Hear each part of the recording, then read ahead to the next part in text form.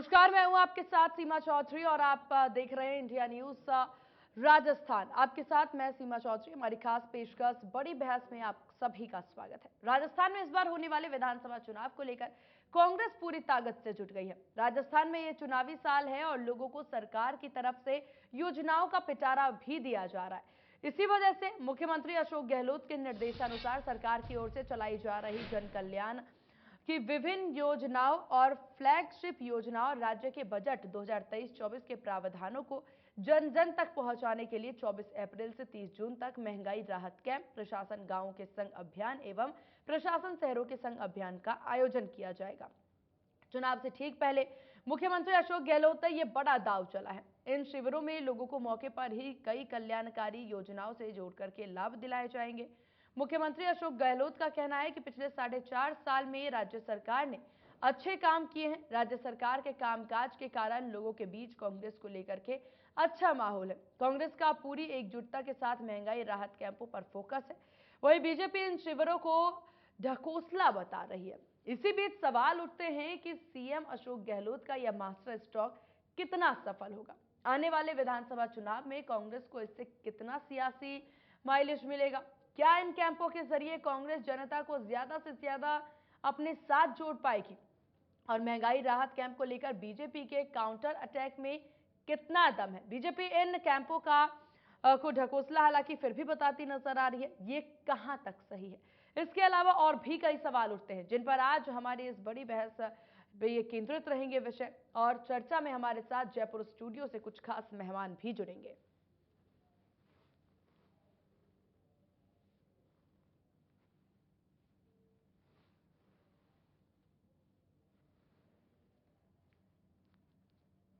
तो महंगाई राहत कैंप की मुख्य योजनाओं की बात कर ली जाए तो काफी कुछ इस योजना में शामिल है, जहां मुख्य चिरंजीवी स्वास्थ्य बीमा योजना भी इसमें शामिल। मुख्यमंत्री चिरंजीवी दुर्घटना बीमा योजना भी इसमें से बढ़ाई गई है, जहां आपको बता दें कि यहाँ पर मुख्यमंत्री गैस सिलेंडर गारंटी कार्ड योजना भी शामिल है। मुख्यमंत्री निःशुल्क बिजली योजना, घरेलू उपभोक्ताओं को 100 यूनिट प्रतिमाह दिया जाएगा। अभी 2 महीने कैंप चलेंगे ये महंगे रात के। उसके बाद में वापस देखेंगे कि बताइए भाई आप क्या सोचते हो, आपने क्या क्या काम किया, कहाँ कहाँ गए, कितने लोगों का बेनिफिट दिलवाया आपने। तो एक सर्वे और होगा, उनका भी होगा और उनकी सेवाओं का भी होगा और पब्लिक का मूड भी और बदलेगा ज़्यादा सरकार के पक्ष में जी। तो ये पूरा जो है आने वाले हमारे कार्यकर्ता हैं, हमारे नेता हैं और एमएलए हैं, सब मिलकर कैंपों में गरीबों की सेवा करेंगे। ये इस परिवार को ना मोदी जी ना अमित शाह पहचान पाएंगे कभी। जब जनता इनको कड़ा जवाब देगी ना, तब इनकी आंखें खुलेगी कि परिवार क्या था। जिस परिवार की बिना कोई पद के अगर ये क्रेडिबिलिटी हो देश के अंदर, पूरे देश के कार्यकर्ता कांग्रेस के रैंक एंड फाइल नेता लोग एक स्वर में जाते हैं भाई ये हमारा नेतृत्व करे, हम एकजुट रहेंगे। तो आप सोच सकते हो उस परिवार की कुछ तो खासियत होगी। आज़ादी के पहले के त्याग बलिदान होंगे, आज़ादी के बाद में शहीद हो गए, इंदिरा जी शहीद हो गई, राजीव गांधी शहीद हो गए। तो आप बताइए कि नौजवान जो है राहुल गांधी, उनके पिताजी उनकी दादी शहीद हो गई, उनके देखते देखते देश के लिए। उस परिवार की क्रेडिबिलिटी हाईएस्ट है। मोदी जी और अमित शाह जी कभी नहीं समझेंगे। वो अहम घमंड में चल रहे क्योंकि धर्म के नाम पे राजनीति करना आसान होता है सर। रंधावा जी वो उसी प्रकार जैसे कोई आग लगाओ कहीं पर, आग लगाना बड़ा आसान होता है, दंगा कराना बड़ा आसान होता है। दंगा हो जाता है तो रोकना बड़ा मुश्किल होता है। आग लगा दो कहीं पर तो आग लगाना बड़ा आसान है, आग को बुझाना बड़ी तकलीफ होती है। वही बात लागू होती है कि इनकी सोच यही है। मैं तो महंगाई राहत की बात करता हूँ हर एक से। एक ही देह है, जो कांग्रेस के कार्यकर्ता है, नेता हैं, सबको जो है अगली सरकार कैसे बने उसमें अपना योगदान कैसे दे सकते हैं और कोई ऐसा काम नहीं करे जिससे कि पार्टी डैमेज हो। मेरा मानना खुद के बारे में कोई मान लो, कई बार कोई ऐसा कमेंट करते हैं खुद को नुकसान हो, चिंता नहीं करनी चाहिए। खुद का नुकसान तो हाईकमान वापस भरपाई कर देगी उनके कामों को देख करके। पर आप ऐसी बात बोल जाओ कि पूरी पार्टी डैमेज हो, पूरी भरपाई वो खुद भी नहीं कर सकते, हाईकमान नहीं कर सकती है। क्योंकि मॉरल अथॉरिटी नहीं बोलने वाला। जो आदमी जाति और धर्म के नाम पर राजनीति करते करते सत्ता में आए हैं, वो क्या। और बड़ी बहस में चर्चा के लिए जयपुर स्टूडियो से हमारे साथ कुछ मेहमान जुड़ गए हैं। हमारे साथ पौरुष भारद्वाज जो कि कांग्रेस नेता हैं वो जुड़ गए हैं, और मुकेश पारीक जो कि बीजेपी नेता हैं वो थोड़ी ही देर में हमारे साथ जुड़ेंगे। पौरुष जी, आपका बहुत स्वागत है इंडिया न्यूज राजस्थान पे। पौरुष जी, कांग्रेस के द्वारा ये अब मास्टर स्ट्रोक तो खेल दिया गया है, लेकिन आंकड़े किस प्रकार से, आकलन किस प्रकार से आप लोगों ने किया है? क्या प्रदेश की जनता इस बार आपको चुनने जा रही है, और ये सिर्फ महंगाई राहत कैंप की वजह से?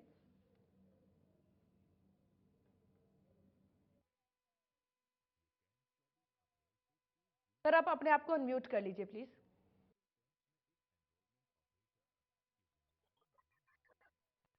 देखिए, जैसा कि आप कह रहे हैं कि राजस्थान की जनता की चुनने का उद्देश्य कभी भी सत्ता प्राप्ति नहीं रही। हमारा उद्देश्य सदा जनसेवा का रहा है। और जिस हमारे द्वारा हमारी जब पहली सरकार थी, जब भी हमारे द्वारा बहुत अच्छे अच्छे कार्य किए गए, दूसरी बार भी किए गए, और बजट में कुछ ना कुछ जनता के लिए नया लेकर के आते हैं। चाहे वह स्वास्थ्य का क्षेत्र हो, चाहे वह चिकित्सा का, भोजन का, जो गरीबों के खाने पीने का इंतजाम होता है वो हो, चाहे कोरोना काल के अंदर करने वाली योजनाएं हो, चाहे वो आम पौरुष जी, आपकी आपकी आवाज सही से नहीं पहुंच पा रही है। हमारी टेक्निकल टीम काम कर रही है, जल्द से जल्द आपकी आवाज पहुंचाई जाएगी। तो यहाँ पर देखिए, अब कांग्रेस के द्वारा पूरी रणनीति अपनी बना ली गई है, लेकिन सवाल अब बीजेपी लगातार उठाती नजर आ रही है। हालांकि कांग्रेस की मास्टर स्ट्रोक जिस प्रकार से तैयार है, अब देखने वाली बात होगी कि बीजेपी किस प्रकार से यहाँ पर अपने कार्य करती नजर आती है। तो चलिए, ग्राफिक्स के जरिए आपको बताते हैं महंगाई राहत कैंप की मुख्य योजनाएं क्या कुछ रही हैं। तो मुख्यमंत्री गैस सिलेंडर गारंटी योजना, कृषि उपभोक्ता को 2000 यूनिट प्रति माह निःशुल्क दिया जाएगा। तो ग्राफिक्स के जरिए आपको बता रहे हैं, जहां मुख्यमंत्री निःशुल्क अन्नपूर्णा फूड पैकेट योजना भी इस महंगाई राहत कैंप में शामिल। महात्मा गांधी नरेगा ग्रामीण रोजगार गारंटी योजना भी इस राहत कैंप में इंदिरा गांधी शहरी रोजगार गारंटी योजना भी शामिल है। जहां आपको ग्राफिक्स के जरिए हम बताने की कोशिश कर रहे हैं, सामाजिक सुरक्षा पेंशन योजना एक अहम योजना जो है, इसे भी सीएम गहलोत के द्वारा इस राहत कैंप में जोड़ा गया है। तो काफी कुछ अहम योजनाएं जो हैं वो डाले गए, फिर चाहे वो राजस्थान पालनहार योजना ही क्यों ना हो, ये भी एक मुख्य योजना। जहां मुख्यमंत्री चिरंजीवी स्वास्थ्य बीमा योजना की बढ़ी हुई बीमा राशि 25 लाख रुपए है। तो आपको बता दें कि सीएम गहलोत के द्वारा इस पर पूर्णतः बात भी की गई। मुख्यमंत्री चिरंजीवी दुर्घटना बीमा योजना की बीमा राशि जो है वो 10 लाख बढ़ा दी गई है। तो कांग्रेस सम्मेलन में सीएम अशोक गहलोत ये भी बोलते नजर आए कि ये जो महंगाई राहत कैंप है, ये गेम चेंजर साबित होगी और हर गरीब को ये जोड़ती हुई नजर आएगी। तो गरीबों के लिए ये योजना बताती हुई कांग्रेस नजर आ रही है, लेकिन बीजेपी लगातार इस बात पर घेरती हुई नजर आ रही है। वहीं आपको बता दें कि अब प्रदेश में देखा जाए तो सिर्फ 7 महीने बाद जो है विधानसभा चुनाव होने हैं। ऐसे में दोनों ही पार्टियां पुरजोर कवायद करती हुई नजर आ रही है। और पौरुष भारद्वाज जी लगातार हमारे साथ बने हुए हैं, कांग्रेस नेता। पौरुष जी, क्या मेरी आवाज आप तक पहुंच पा रही है?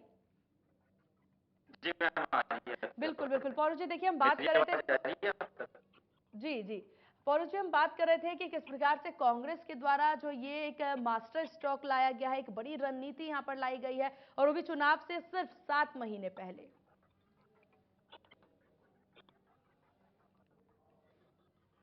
से हमारी जो भावना रही है वो जनता की सेवा की रही है। हमारे लिए जन सेवा पहला उद्देश्य होता है, सेवा करते हैं, उसी का प्रतिफल के रूप में जनता हमें हमेशा सत्ता सौंपती आई है। और लंबे समय तक हम लोग चलाई जा रही योजना होती है। तो आप देखिए कि हमारी हर सरकार कोई ना कोई नए अन्य राज्यों ने भी उस मॉडल को अपनाया है। चाहे वो हमारे द्वारा आप देखेंगे कि जो सबसे पहले जो नरेगा टेक्नोलॉजी का उस कार्यकाल में लाई गई थी, चाहे वो आरटी हो, हमें खुशी है इस बात की कि जो आपके द्वारा शुरू की गई है।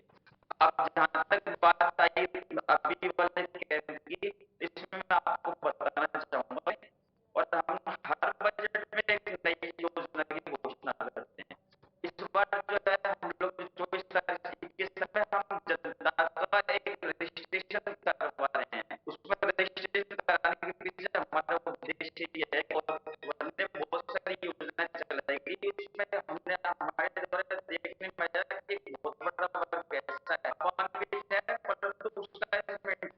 तो हमारी सोच ये है कि हम इसमें जो लोग इसके वास्तव में हैं और हम समझ पाए कि वास्तव में जो है हमारी योजनाओं के लाभार्थी कितने हैं और कितने लोग इसका रेस्पॉन्स कितनी जो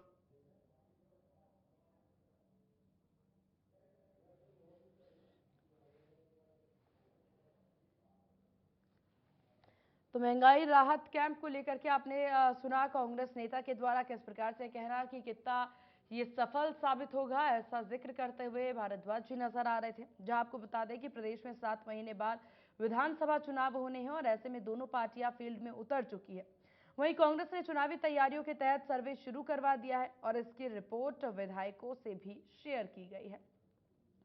अब सरकार हर महीने प्रदेश प्रभारी की देखरेख में ये सर्वे करवाएगी और हर महीने इसकी रिपोर्ट संबंधित विधायकों को भी शेयर करेंगे। ये बात सीएम अशोक गहलोत ने शुक्रवार को दिल्ली दौरे के दौरान कही। उन्होंने इस सर्वे रिपोर्ट का जिक्र करते हुए कहा कि अब तक मेरे सर्वे में हमारी सीटें रिपीट हो रही हैं, लेकिन कुछ विधायक ऐसे भी हैं जिनकी सर्वे में हालत अच्छी नहीं है। सीएम ने बताया कि एमएलए को मालूम पड़ सके कि वे कहां स्टैंड करते हैं, इसके लिए ये रिपोर्ट जरूरी है।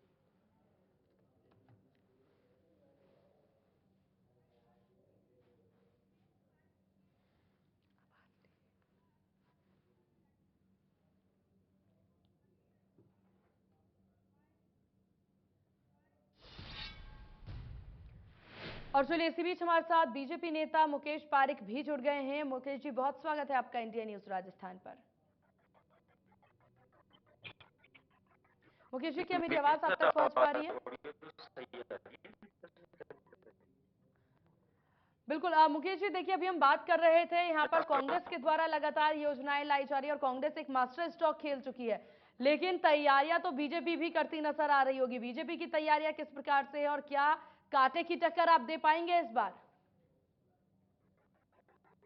कौन सा मास्टर स्ट्रोक खेल चुकी है वो तो खैर हमारी जानकारी में नहीं है, लेकिन इतना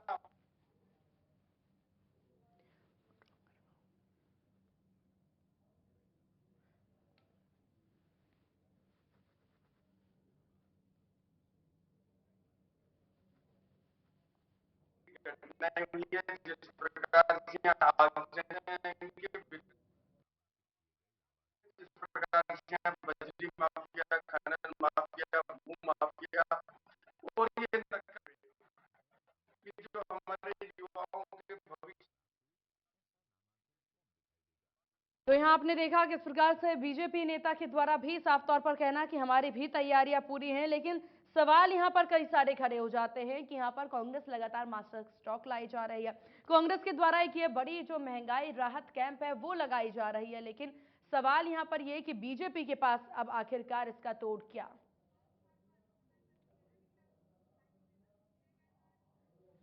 पौरू जी, लगातार देखिए सवाल सिर्फ यही सभी के द्वारा पूछे जा रहे हैं, क्योंकि अब यहाँ पर सीएम गहलोत के द्वारा भी कहा गया है कि सर्वे रिपोर्ट में रिपीट हो रही है सरकार, लेकिन कुछ एमएलए ऐसे हैं जिनके कार्य जो हैं वो समझ नहीं आ रहे हैं या जिनके कार्य से जनता नाखुश है। उन एमएलए को लेकर के आगे की रणनीति क्या रहेगी?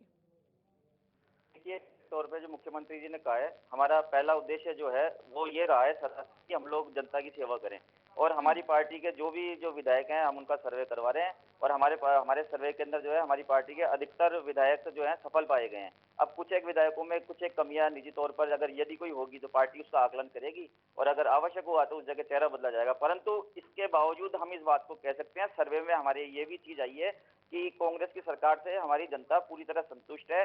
जनता को कुछ 1% नाराजगी कुछ 1% विधायकों से हो सकती है, जिसको कि जनता की नाराजगी को दूर करने का बिल्कुल हम पूरी प्रयास करेंगे, कोशिश करेंगे। चलिए पौरू जी, ये जान लेना, देखिए महंगाई राहत, पौरू जी अगर हम महंगाई राहत कैंप पर बात कर रहे हैं तो महंगाई राहत अपराध वगैरह जो कई चीजों के मामले में कह रहे थे, मैं इस बात को कहना चाहूंगा कि आप जो इसका जो नेशनल क्राइम ब्यूरो होता है उसका आपको उसके आंकड़े पढ़ने की आवश्यकता है। आंकड़ों के अंदर जो यदि शहरी क्षेत्र की बात की जाए तो जो केंद्र शासित प्रदेश है नई दिल्ली, उसके अंदर सबसे ज्यादा जो है क्राइम पाया गया है। शहरों के अंदर नंबर 1 नई दिल्ली है। और उसके अलावा जो आप इसकी बात कर रहे हैं तो आप देखिए कि किस प्रकार से उत्तर प्रदेश के अंदर रोज आए दिन घटनाएं होती है अपराध की। कल परसों हमने देखा कि एक अपराधी को सरेआम लोग बाग आकर के, जो पुलिस जिस अपराधी को लेकर के जा रही थी उसको सरेआम आकर के थर्ड पार्टी उसको आकर के गोली मार गई। यही नहीं, उससे पहले आप देखेंगे, हम देखेंगे कि कैसे वहां पे दबंगों द्वारा दलित लड़कियों का ये बलात्कार कर दिया जाता है और उनके परिवार वालों को उसकी सूचना तक नहीं दी जाती और प्रशासन अपने स्तर पर उनका अंतिम संस्कार कर देता है। तो यह सब स्थितियां। पौरुष जी, अगर आप दूसरों के घरों में झांक रहे हैं तो ये जानना भी काफी जरूरी है कि राजस्थान भी क्राइम से कहीं अछूता नहीं है। हालांकि आज हमारा विषय क्राइम नहीं है, लेकिन क्राइम और ये सारे ऐसे विषय हैं जिस पर बात करना काफी ज्यादा जरूरी हो जाता है। और आपने अगर मुद्दा उठाया है तो ये जान लेना भी जरूरी है कि राजस्थान में भी क्राइम रेट कहीं से कहीं तक कम नहीं है। फिर चाहे अपहरण के मामलों की बात की जाए या फिर गुंडागर्दी के मामलों की बात की जाए या फिर दुष्कर्म के मामलों की बात की जाए, 1 लाख से ज्यादा दुष्कर्म के मामले दर्ज किए गए हैं। नहीं मैडम, देखिए एक मैं आपसे निवेदन करना चाहूंगा कि हम सब, आपको इस चीज को समझने की आवश्यकता है कि हमारी सरकार के द्वारा जो राजस्थान पुलिस है उसकी डीजीपी है, उनको स्पष्ट निर्देश दिए गए हैं कि आपके पास में कोई भी जो मामला आता है, चाहे वो सच्चा हो या झूठा हो, परंतु उसको आपको उसकी एफआईआर हर हाल में दर्ज करनी होगी। तो आप देखिए अन्य राज्यों की आप तुलना करेंगे तो जो कई जो राज्यों में एफआईआर दर्ज नहीं होती, जो कि हमारी क्राइम रेट नहीं बढ़ जाए इस वजह से कई राज्यों में एफआईआर दर्ज नहीं करते और परिवादी को मजबूरी में जाकर के कोर्ट से 156 सीआरपीसी के तहत जो है उसको आदेश लाने पड़ते हैं। परंतु हमारे राजस्थान का आप ग्राफ देखेंगे अन्य राज्यों की तुलना में तो 156 सीआरपीसी कोर्ट के द्वारा यहाँ पर देखिए कंपेयर करने की बात ही नहीं होनी चाहिए। हमें राजस्थान की बात सिर्फ करनी चाहिए और हमें ये नहीं देखना चाहिए कि कहाँ पे कितना गलत हो रहा है, वहां से कम गलत हमारे अगर शहर में या फिर हमारे प्रदेश में हो रहा है, इसका ये मतलब नहीं है कि जो गलत हो रहा है वो चीजें सही है, क्योंकि हमारे पास दूसरों की तुलना में कम चीजें गलत हो रही हैं। ये कहीं से कहीं तक ये आकलन सही नहीं माने जा सकते। हालांकि आपने यहाँ पर पुलिस की छूट की बात की है तो आपने मामले पढ़े ही होंगे कि कितने पुलिस कर्मियों पर भी हमले किए गए हैं और यहाँ पर 40 से ज्यादा ऐसे मामले सामने आए थे जिस पर पुलिस पर ही प्रहार किए गए। राजस्थान की बात नहीं, देखिए आप जो पुलिस के अपराध जो होता है मैडम, अपराध होना सरकार के बस में नहीं होता, परंतु उसमें क्या कार्रवाई की गई बिल्कुल ये सरकार के बस में होता है। मैं आपसे कहना चाहूंगा कि पिछले दिनों में आपने भी देखा होगा हमारे द्वारा लगातार सतत कई जिलों में अभियान चला करके जो है हिरासत में लिया गया है, उनके खिलाफ कार्रवाई की गई है। 94,000 अपराधी पिछले 1 महीने के अंदर हमारे राजस्थान पुलिस द्वारा गिरफ्तार किए गए हैं। यही नहीं, हमारे द्वारा जो है राको का जो महाराष्ट्र में जो माको का है उसकी तर्ज पे राको का हमारे द्वारा कानून लाया गया ताकि हम पुलिस को एक अधिकार और ज्यादा अपराधियों के खिलाफ। आज पौरुष जी, आज क्या हमारा विषय यहाँ पर कानून व्यवस्था को लेकर के नहीं बल्कि यहाँ पर विधानसभा चुनाव को लेकर के और खासतौर पर महंगाई राहत कैंप को लेकर के आज हम बात करेंगे। महंगाई राहत कैंप आप लोग लेकर के आ रहे हैं, महंगाई राहत कैंप से जनता को किस प्रकार से हम राहत मिलेगा और क्या ये कैंप जो है सिर्फ कागजी तौर पर ही देखने को मिलेगी या जमीनी स्तर पर इसका थोड़ा सा असर देखने को मिलेगा? देखिए निश्चित तौर पे ये जो भाजपा हमारे ऊपर आरोप लगाती है तो भाजपा आरोप इसलिए लगाती है क्योंकि इनके चुनावी घोषणा पत्र में ये जो भी घोषणा करते हैं, चाहे वो केंद्र सरकार की घोषणा पत्र हो चाहे वो राज्य सरकार की घोषणा पत्र हो, आप उनका तुलनात्मक अध्ययन करेंगे तो 90% इनके वादे और इनकी बातें झूठी होती है। तो ये हमारे बारे में भी ऐसा सोच रहे हैं। मैं हमारे कैंपों के बारे में कहना चाहूंगा कि जो उज्ज्वला योजना में माननीय प्रधानमंत्री जी ने सिलेंडर दिए थे उनको दोबारा कभी नहीं भराया गया। आप गांव में जाकर के स्थिति देखिए कि किसी ने उसको कटवा के पानी की टंकी के रूप में काम में ले लिया, किसी ने क्या ले लिया। हमारे द्वारा एक राजस्थान सरकार द्वारा एक पहल की गई है कि हमारे द्वारा 500 रुपए में उज्ज्वला योजना में पंजीकृत लोगों को सिलेंडर दिए जाएंगे, जबकि आप देखिए ये काम तो केंद्र सरकार का है। मतलब पेट्रोलियम के और इसके दाम, जो गैस के दाम कम करना, ये तो केंद्र सरकार की ड्यूटी है। केंद्र सरकार के द्वारा बार बार हमारे द्वारा अपील की गई, केंद्र सरकार से हमारी राष्ट्रीय स्तर पर हमारी पार्टी ने अपील की कि आप जन इसका कुछ तो ध्यान रखिए। आप है ना, लोगों की रसोई का बजट भी घट रहा है, पेट्रोल के दाम कम कीजिए, आप डीजल के दाम कम कीजिए, आप गैस के दाम कम कीजिए। परंतु जब इनके द्वारा कोई कार्रवाई नहीं की गई तो अंत में हमारे द्वारा मजबूर होकर के जो उज्ज्वला योजना में जो गरीब लोग होते हैं उनको 500 रुपए में हमारे द्वारा सिलेंडर की पहल की जा रही है। और यही नहीं, हमारे जो है लगभग राजस्थान के 75 लाख परिवारों को राशन किट दी जाएगी जिसमें हर प्रतिमा दी जाएगी। उसके अंदर जो है हमारे द्वारा ठीक। पौरुष जी, आपको नहीं लगता है जो महंगाई राहत कैंप आप चुनाव से 7 महीने पहले ला रहे हैं, पूरे 4 साल का वक्त आपके पास था, तब ले आते जनता को ज्यादा फायदा होता, जनता को ज्यादा अच्छे से अवेयर कर पाते। अब सिर्फ चुनावी जुमलों के तौर पर आप लोग महंगाई राहत कैंप लेके आ रहे हैं। देखिए मैडम, राजनीति में अंतिम फैसला जनता की अदालत में होता है। 7 महीने बाद में राजस्थान में चुनाव है, हमारे द्वारा जो कार्य किए गए हैं पिछले 4 साल से लगातार कार्य जारी है। आप गिनती में गिनेंगे तो आप मानेंगे ना इस बात को कि 100 तो डायरेक्ट तो नहीं आता ना, पहले 1 2 3 4 उसके बाद ही 100 आएगा ना। जी। तो हमारे द्वारा जो लगातार जो कार्य किए गए और स्कीमों का अध्ययन किया गया, स्कीमों को कईयों को ट्रायल के तौर पे चलाया गया, उसके हमें अच्छे नतीजे मिले, फिर हमने उसमें फंडिंग बढ़ाई, राजस्थान सरकार के द्वारा उसमें फंडिंग बढ़ाई गई, उसमें कई नए आइडियाज जोड़े गए। तो उन सब चीजों को हम लेकर के आए हैं और मैं यहाँ पे इस बात को दावे के साथ कह रहा हूँ, जनता जो आपकी ऑडियंस है वो इस बात को सुन रही है कि हमारे द्वारा जिन 10 बिंदुओं पे जो लगाए गए, जो शिविर लगाए जा रहे हैं, इनका एक एक वादा चुनाव से पहले पहले हर हर पूरा होने जा रहा है। चल रही है स्कीम। आप देखिए बिजली वाली बात है, हमारे द्वारा 100 यूनिट बिजली जो है फ्री देने की बात की जा रही है, तो 50 यूनिट तो हम ऑलरेडी दे रहे हैं हम लोग। आप देखिए किसी भी शहरी उपभोक्ता से जाकर के पूछे, 50 यूनिट बिजली हमारे द्वारा फ्री दी जा रही है और 50 यूनिट से ऊपर का जो बिल है वो हमारे यहाँ आ रहा है। उसको हम अब इसको हम 100 यूनिट करने के लिए जा रहे हैं। यही नहीं, किसानों को हम 2000 यूनिट, आप उस 2000 यूनिट का बिल अगर हम माफ नहीं करते हैं तो उसका बिल लगभग 8 से लेकर 10,000 रुपए प्रति माह का आता है। तो आप देखिए हम किसानों को सीधा सीधा 8 से 10,000 रुपए प्रति माह का फायदा देने के लिए जा रहे हैं। और यही नहीं, हमारे द्वारा सामाजिक पेंशन राशि है उसको हमारे द्वारा मिनिमम उसकी 1000 जो है वो कर दी गई। और चिरंजीवी योजना में आप देखिए प्रधानमंत्री जी ने जो सेंट्रल में योजना चला रखी है तो उसके अंदर सिर्फ एक चुनिंदा लोग हैं, जबकि हमारे द्वारा चिरंजीवी योजना में एक नाम मात्र की दर पे हमारे द्वारा सबके लिए दरवाजे खोल दिए गए कि चाहे वो बिल्कुल गरीब हो, चाहे वो नॉर्मल गरीब हो, अति गरीब हो, ठीक है। मध्यम वर्गीय हो, कोई पैसे वाला हो। आप देखिए मात्र 850 रुपए के अंदर हमने पहले जब इसी योजना की शुरुआत की, हमने ठीक है। 5 लाख रुपए तक का इलाज फ्री किया। ठीक इस है बार पवन 10 लाख जी। रुपए चल रहा है, अब हम 25 लाख रुपए करने जा रहे हैं। यही नहीं, उस परिवार के अगर चलिए ठीक है, बहुत काम आप लोगों मृत्यु होती आपने है, किया तो है उसको और हम 10 लाख वो रुपए विधानसभा चुनाव के रिजल्ट जरूर बताएंगे। आपके पास वापस लौटेंगे पौरुष जी। हमारे साथ मुकेश पारिक जी लगातार बने हुए बीजेपी नेता। मुकेश जी, अब लगातार देखिए कांग्रेस अपना स्ट्रॉ खेलती नजर आ रही है, अपना दाव खेलती नजर आ रही है। अब सवाल यहाँ ये उत्पन्न हो जाता है कि बीजेपी का काउंटर अटैक क्या? कांग्रेस के आपके प्रतिनिधि क्या बोल रहे हैं वो आपके ऑडियो में कोई टेक्निकल मिस्टेक है, मुझे बिल्कुल आवाज नहीं आती। जो 4.25 साढ़े 4 साल होने तो जा रहे हैं,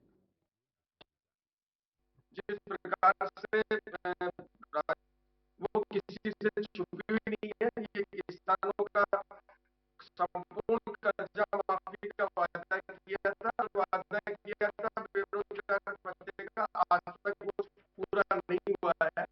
इन्होंने ऐसे जो भी वादे किए, इनका पूर्ण में जो एक शांति प्रिय प्रदेश था, आज यहाँ पर बजरी माफिया, खनन माफिया, भू माफिया तांडव हुआ, पेपर लीक प्रकरण हुआ, उसमें कई तार इसमें सीधे सरकार के जुड़े हुए नजर दोषी पाया गया।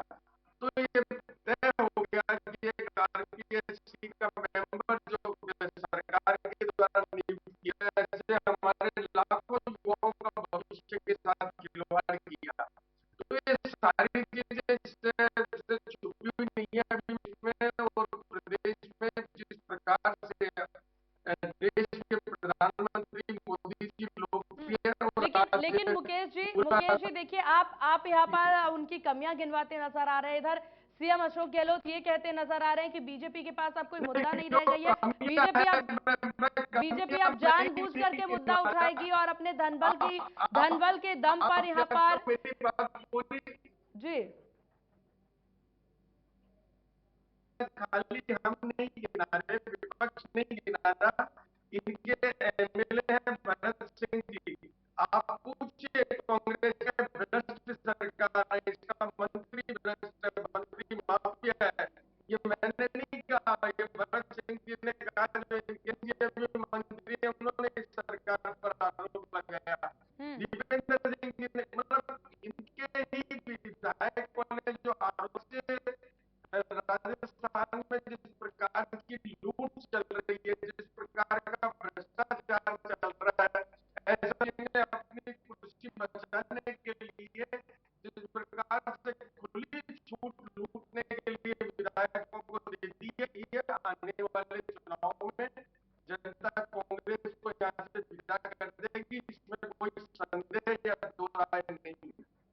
चलिए ठीक है मुकेश जी। पौरुष जी, आपने मुकेश जी की बातें सुनी, उन्होंने साफ तौर पर कहा कि जनता जरूर बताएगी कांग्रेस को। हालांकि अब देखिए, राहत कैंप को लेकर के बार बार यही कहा जा रहा है और सीएम गहलोत के द्वारा भी ये बात कही गई है कि अब यहाँ पर बीजेपी जो है मुद्दा विहीन पार्टी है। हालांकि बीजेपी अपना पूरा काउंटर अटैक करती नजर आ रही है, बीजेपी अपनी तमाम चीजें गिनवाती नजर आ रही है, फिर चाहे प्रदेश की कमियों की बात हो या फिर अन्य किस प्रकार से भाजपा की सरकार रिपीट होनी चाहिए, तमाम चीजें गिनवाती नजर आ रही है। बावजूद इसके कांग्रेस काफी ज्यादा इस वक्त आश्वस्त नजर आ रहे हैं कि जीत उनकी ही होगी। क्या ये जो एकदम मिथक है उसे कांग्रेस पलटती नजर आएगी, एक बार बीजेपी एक बार कांग्रेस वाले मिथक को? जी देखिए, निश्चित तौर पे हमारी सरकार, मैं आपसे कई बार कह चुका और है ना हमारे मुख्यमंत्री जी भी कह चुके हैं कि हम लोग निश्चित तौर पे सरकार वापस बनाने के लिए जा रहे हैं। और रही बात भारतीय जनता पार्टी के आरोपों की, तो मैं इनसे, इन्होंने कर्जा माफी वाली जो बात कही, मैं पिछली आप ही के चैनल पे डिबेट हुई थी, मैं उसको वापस क्लियर कर रहा हूँ। हमारे द्वारा जो है कर्जा माफी की घोषणा की गई, उसमें सहकारी बैंकों का जो कर्जा था किसानों का, उसको मैं इस बात को दावे के साथ कह रहा हूँ कि 99.99% कर्जा माफ कर चुके हैं। हमारे द्वारा जो किसानों का कर्जा बाकी बचा हुआ है वो सिर्फ राष्ट्रीयकृत बैंकों का है। और राष्ट्रीयकृत बैंकों के अंदर स्थिति है कि हमारे द्वारा केंद्र सरकार को और हमारे द्वारा रिजर्व बैंक को और हमारे द्वारा संबंधित बैंकों को बार बार पत्र लिखा गया कि आपके जो है बैंक में हमारे राजस्थान राज्य के किन किन किसानों का जो है पैसा बाकी है, आप हमें उनकी लिस्ट सौंपे ताकि हम उनका कर्जा चुका सके और हम उनको फ्री कर सकें। आप देखिए, दुर्भाग्य की बात है कि केंद्र में इनकी सरकार होने के बावजूद इनको जनता के कुछ हित में करने की बजाय ये लोग उस लिस्ट को रोक करके बैठे हैं।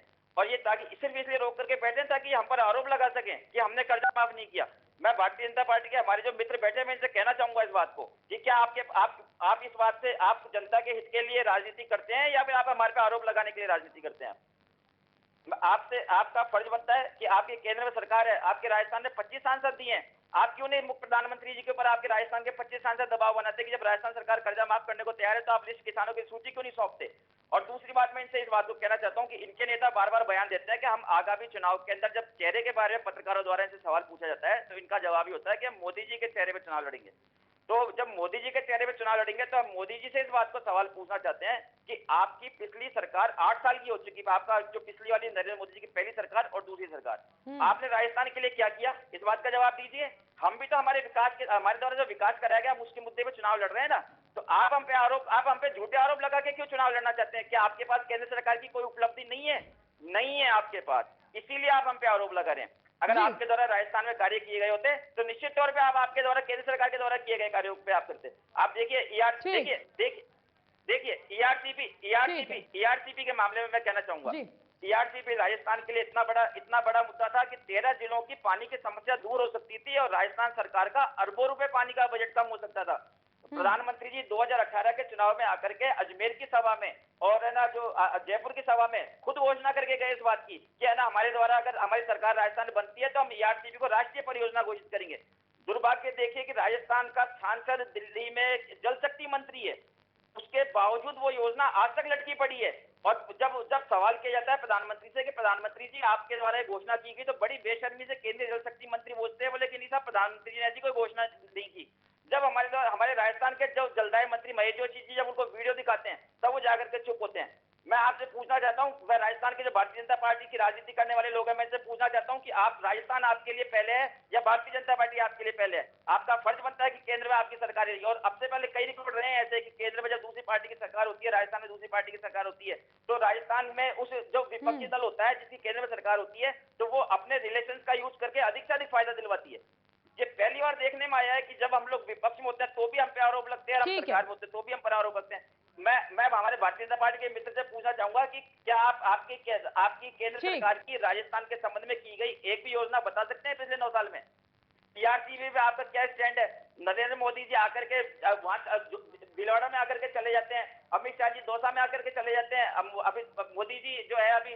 चलिए ठीक है पौरुष जी, देखिए आपने काफी अहम चीजें बताई यहाँ पर। और यहाँ पर देखिए हमने बात यहाँ महंगाई राहत कैंप को लेकर के हो रही थी, जिसको लेकर के यहाँ साफ तौर पर बातचीत होती नजर आई बड़ी बहस में। आप दोनों का बहुत शुक्रिया इंडिया न्यूज राजस्थान को अपना कीमती वक्त देने के लिए। और बड़ी बहस में बस इतना ही, बने रहिए इंडिया न्यूज राजस्थान के साथ। नमस्कार।